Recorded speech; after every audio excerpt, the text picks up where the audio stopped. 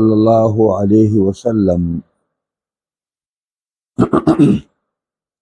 يعطي المؤلفة قلوبهم وغيرهم من الخمس ونحوه. رواه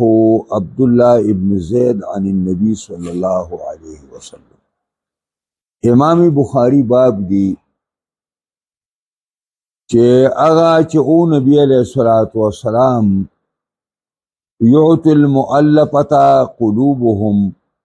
ورکاو به مؤلفة القلوب تا او غیرهم د مؤلفة القلوب نه علاوه نور خلق تا من الخمس د خمس نه به او ورکول کولو ونحوه او دې پشان د نور مدوننا به ورکول کول. دا مؤلفة القلوب دا سی خلقو چې هغه د قبیلو سردارانو مشرانو د مشرکانو نو نبی علیہ الصلوۃ والسلام به اغیتا د خمسنا او د نور مدوننا اغیتا پیسې ورکولې. نو دا پیسې دومره د اوس شی دی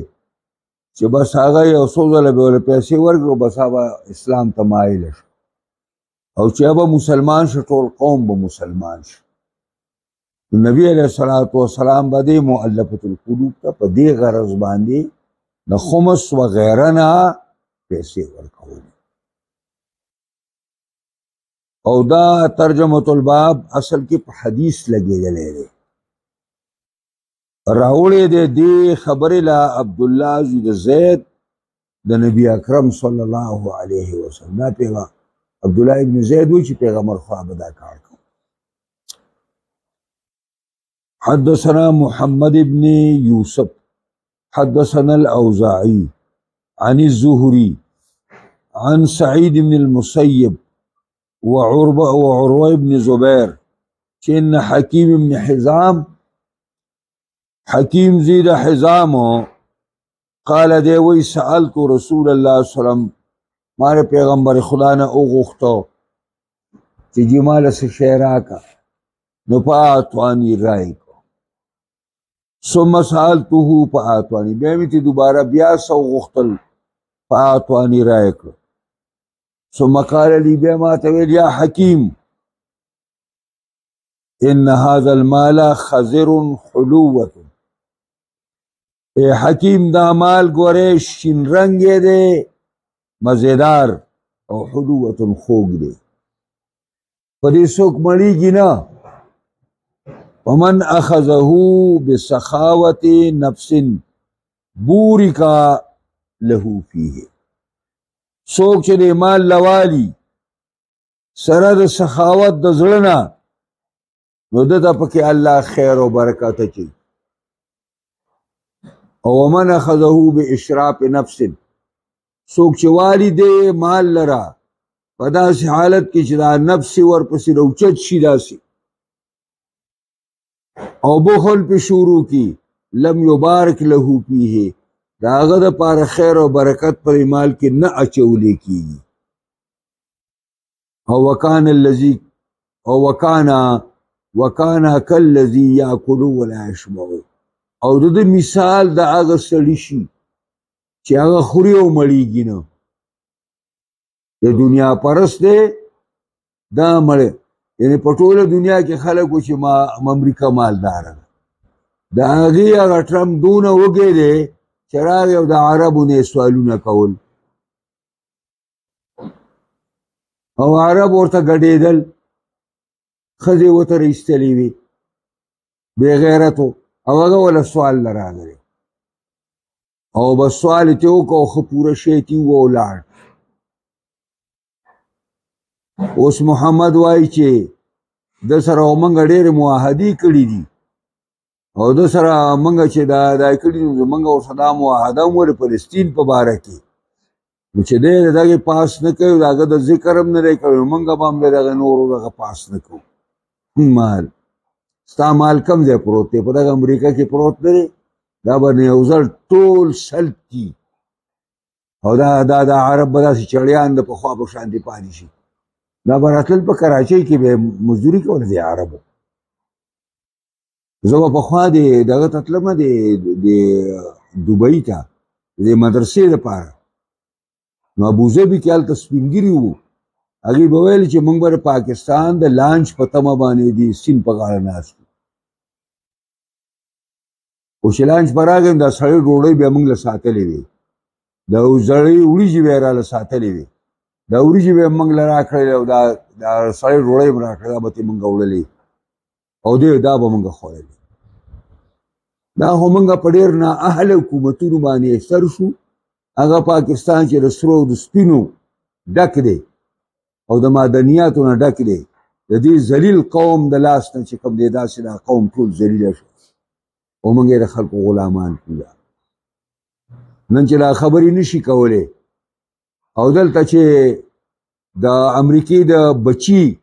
یا دغه چې کوم د اسرائیل څوک خلاف کوي او احتجاج کوي، نو هغه هم دی نشي برداشت کولی. او دا حکومت دا زمونږ دا نر حکومت نه دی، دا هغه خلک او هغه زنانه په جیلونو کې اچوي، دوی له شرم هم نه ورځي چې تا نه څوک تپوس کړي دا تا په څه باندې په جیل کې اچولی دی، کومه ګناه ده ته یې موږ ته وښایه. نو بیا هغسې به خوله وازه کي او دا هم نشي ښودلی چې دا خو ما د ټرمپ د خوشحاله کولو لپاره دا کار کړی دی، که موږ نه خفه شي خو بیا به کاته خرابه شي. نو مثال د دنیا پرسته دا مې دې پورې خبره وکړه چې د دنیا پرست مثال حدیث کې راځي کالذي یاکلو ولا یشبعو، خوري او ډکیږي نه، خوري او ډکیږي نه، وشي نور او نور. بل حدیث کې پیغمبر خدا د دې مثال د هغه سقاو د بیمار ورکړی دی. سقاو یو بیماری ده چې دا سمندر په خوره باندې ورواړی نو هغه به تنده به ماته نشي. دقسې مثال د دنیا دی او د دنیا پرست دی چې دا څومره ډېرېږي دی وایي چې نور وی، او چې څومره ډېرېږي دی وایي چې نور وی. والید العلیا خیر من ید السفلی، پورته لاس ډېر غوره دی د لاندې لاس نه. د پورته لاس معنا ورکوونکی لاس دی معطوي، او د لاندې لاس معنا هغه دی چې بل ته یې داسې لاس نیولی. دا حدیث چې کله حکیم ته واورو نو د پیغمبر خدا نه سوالونه کړي وو، ګڼ ځله هغه وله ورکړ کړي وو، خو دا خبره یې ورته وکړه. نو حکیم وایي فقلت یا رسول الله، ما ویل د الله پیغمبره زه تا سره وعده کوم والذي بعثک بالحق، په هغه خدای مې د قسمي په هغه الله مې د قسمي چې ته په حق رالیږلی، لا ارضعو احدا بعدک شیئا، او به نه غواړم او تنګ به نه کوم یو تن لره رستو ستانه په هېڅ شي باندې، به تا زما وعده چې آینده به چا نه هېڅ شی نه غواړم، حتی افارق الدنیا، حتی چې د دنیا نه جدا شم یې مړ شم. رسول الله وفات شو، حکیم پاتې دی، ابو بکر صدیق خلیفه شو. خلیفه د اسلامی حکومت خلکو ته عطیه ورکوي د بیت المال. خلیفه حکیم ته ویل حکیمه راشه کنه چې تعلم درکم، ویل نه ما رسول الله صلی الله علیه وسلم وعده کړې زه د چا نه عالم. نو فکان ابو بکر یدعو حکیما، ابو بکر صدیق به حکیم راوغوښته لیعطیه العطا چې دله د بیت المال نه هغه وظیفه خپله ورکي، فیأبى ان یقبل منه شیئا، هغه به انکار وکړو ویل نه قبلوم هېڅ شی. د ابوبکر صدیق په زمانه کې هېڅ وانخېسته. حضرت عمر رضی الله عنه راغی، ابوبکر صدیق وفات شو او حضرت عمر خلیفه شو. دعاه حکیم یې راوغوښته چې راشه کنه چې بیت المال نه څه درکم، لیعطیه فابى ان یقبل منه، انکار یې وکړو چې قبول کړي د نه څه شی. وقال یا معشر المسلمین، عمر وایي اے د مسلمانانو ډلې ګواه شئ په دې خبره باندې چې انی اعرض علیه حقه الذي قسم الله عز وجل له من هذا الفیء. زه تاسو ګواه کوم چې زه پیش کوم پر حکیم باندې حق د هغه چې الله ول د هغې تقسیم کړی د دې مال د فی نه، فابا د انکار کوي یا خودها چې وایي دی لره. فلم يرزع حکیمنا احدا من الناس شيئا بعد النبي صلی الله علیه وسلم حتى توفی. لنډه خبره دا ده چې چرته سوال نه دی کړی او تنګ کړی نه دی حکیم یو تن لره پس د پیغمبر اسلام نه حتى توفی، حتی چې د مرګ په لار باندې لاړ. حدثنا ابو نعمان حدثنا حماد بن زيد عن أيوب عن نافع أن عمر بن الخطاب رضي الله تعالى عنه قال يا رسول الله إنه كان علي اعتكاف يوم في الجاهلية. عمر بن الخطاب رضي الله عنه رسول الله توائی الله پیغمبره وما باندې یو اعتکاف د یوې ورځې په زمانه د جاهلیت کې ما په ځان نظر کړی و چې زه پرې بل لینډ کې وم، نو ما دا ویل چې زه به یو ورځ اعتکاف په بیت الله شریف کې کوم. نو فامره ان یفی به، نبی علیہ السلام ځه په خپل نظر باندې ایفا وکړه، پوره یې کړه. قال واصاب عمر جاریتین من صبی حنین، وای دې دا نافع چې رسیدلی وي عمر ته دوه جاریې او دوه وینځې د سبیې د حنین نه، د هغه قیدیانو د حوازن نه. ووضعهما فی پاز بیوت مکه، دا دواړه جینکۍ کېنولې په بعضو کورونو د مکې کې چې دا زما امانت په تاسو سره وي. قال فمن رسول الله صلی الله علیه وسلم على سبي حنين فجعلوا يسعون في السكك. فقال عمر يا عبد الله انظر ما هذا. فقال من رسول الله صلى الله عليه وسلم على السبي؟ قال اذهب فارسل الجاريتين. دا چې کله دا غزا وشوه نو په دې کې ډېرې لوی زنانه هغې داسې چل کړی و چې هغه زنانې هم ځان سټولې راوستې وي، ماشومان هم راوستي وو، مالونه هم راوستي وو، د محاذ ته د جنګ ځای ته. نو چې کله هغې بیلات وکړه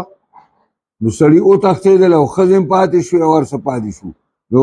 لکه غنیمت یې راغونډ کړی او مسلمانانو مجاهدینو دپاره په خپله باندې. نو پای کې د حضرت عمر دوه زنانه رسېدلې وي، نو دا یې په مکه کې په یو کور کې د امانت په شکل باندې کېنولې وي. چې کېنولې وي بس په دې کې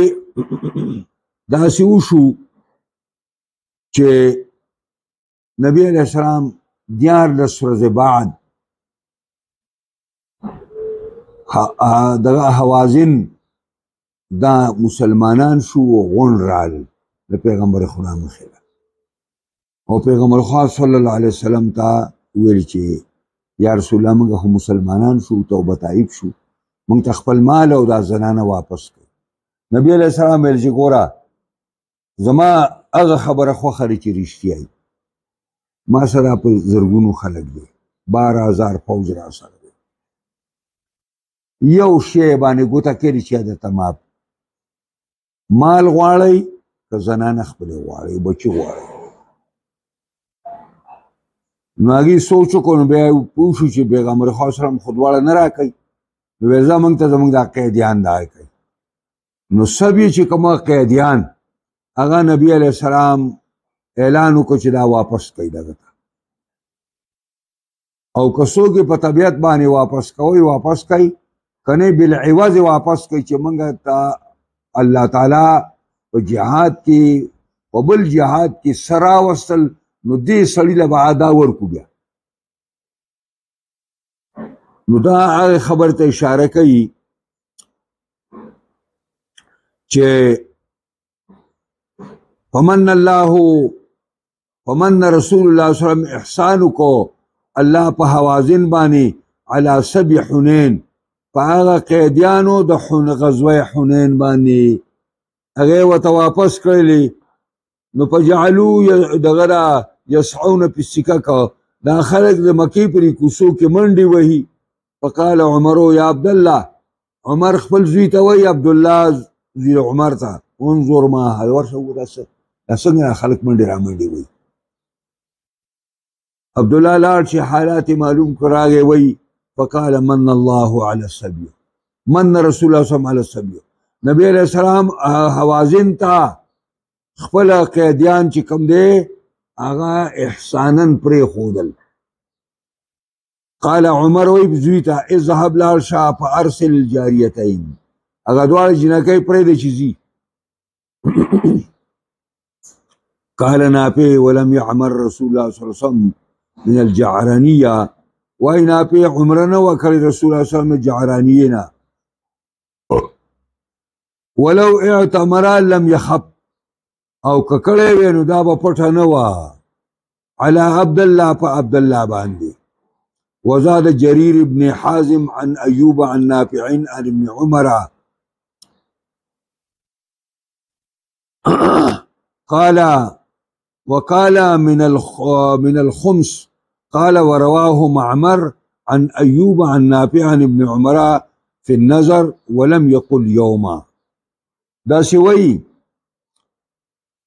یو خدا نافع وای چې عمره نبی علیہ السلام جعرانیین نه وکړي او که کړی وی نو دا به په عبدالله باندې پټه نه وه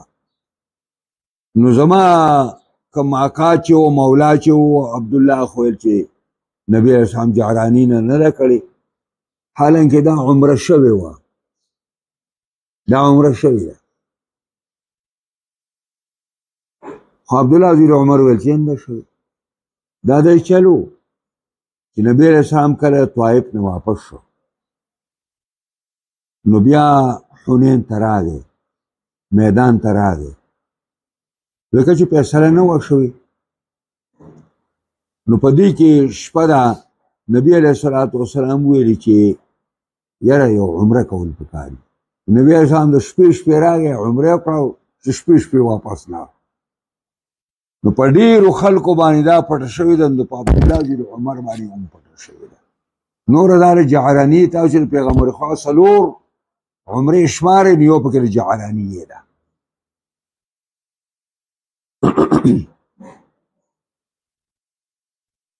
زیات کړي دي جریر زوی د حازم د ایوب نه هغه د نافع نه د عبدالله زیر عمر نه چې وکاله دی وی من الخمس یعنی دا د خمس نه آزاد کړي قال ورواه معمر وی معمر ابن راشد د ایوب نه د نافع نه ابن عمر فی النظر دای په نظر کې یعنی مطلب دا دی چې ولم یقل یوما او دا لفظ نه دی ویلی چې په دغه ورځ باندې حدثنا موسى بن اسماعيل حدثنا جرير بن حازم حدثنا الحسن حدثني عمرو بن تغلبه قال اعطى رسول الله صلى الله عليه وسلم قوما ومنع اخرين نبی علیہ السلام یو قوم ته ورکړو او بل ته ورنکړه فكأنهم عتبوا عليه گویا کې دغه چاله چې ورنکړه هغې ملامتې وویلې په پیغمبر باندې ګور دی پیغمبر حسن موسی نه اشنا کار وکړو هغې لې هر څه ورکړه موږ لې رانه کړه فقال إني أعطي قوما أخاف ضلعهم وجزعهم نبی علیہ السلام ورته ویل چې ګوره مرګرو ما مه ملامته کوئ زه ورکول کوم یو قوم ته زه یریږم په هغې باندې زه یریږم ضلعهم د هغې د ضلعهم باندې دا معنا د په زوی باندې ام دی او په زوات باندې ام دی خو د دې معنا هم دغه جزعهم دی زه یریږم په هغې باندې د بې صبرۍ او واکلوا قوما الى ما جعل الله في قلوبهم من الخير والغنى او زه سپارم یو قوم د خپلو ملګرو نه هغې ته چې الله تعالی ګرځولی د هغې په زړونو کې د خیر او د مالدارۍ نه او منهم عمرو بن تغلبه من جمله دا کسانو نه چې د هغې په زړونو کې الله خیر او غنا کېنولې ده عمرو بن تغلبه هم دی. فقال عمرو بن تغلبه رضی الله عنه وایي چې ما احب ان لي بکلمة رسول الله صلی الله علیه وسلم حمر النعم زه محبوبه نه ګڼم چې د رسول الله د دې کلمې مادحې چې زما په باره کې کړې ده زما لپاره د سره اوښان شي. سره اوښان میندي پکار دا خبره زما لپاره ډېره ده. بس زاد ابو عاصم عن جرير قال سمعت الحسن يقول فرمایل به چې حدثنا عمرو بن تغلبه چې ان رسول الله صلی الله علیه وسلم اوتي بمال او بسبي فقسمه بهذا نو وایي چې د ویلو دا چې اوتي بمال راتلو کړی شو نبی علیه الصلاة والسلام ته په مال او بسبي یا قیدیان نو فقسمه بهذا تقسیم کړم په دې طریقه باندې. حدثنا ابو الوليد حدثنا شعبان قتادة عن انس قال قال النبي صلى الله عليه وسلم اني اعطي قريشا دا دې ځای کې را چلو شو په حنین کې چې په زرګونو اوښان په زرګونو ګډې او بیزې راغلې په لاس کې. نبی علیه السلام او قریشیان لړ مسلمانان شوي شپږ اته ورځې شوې وې نو نبی علیه السلام دا ټول مالونه قریشو چې قریشو له ورکړه نو ملګرو وویل چې د دوی د وینو نه خو لا زمونږ تورې لوندې دي او موږ له رانه کړو دوی له ورکړه. نبی علیه السلام دوی راټول کړه ملګري ورته ویلې چې د دې خلکو زړونه ځان سره را نږدې کومه نوي مسلمانان شوي دي دا مال مې دې دپاره ورکړه چې پر اسلام کلک شي دې دپاره مې ورکړه. اني اعطي قریش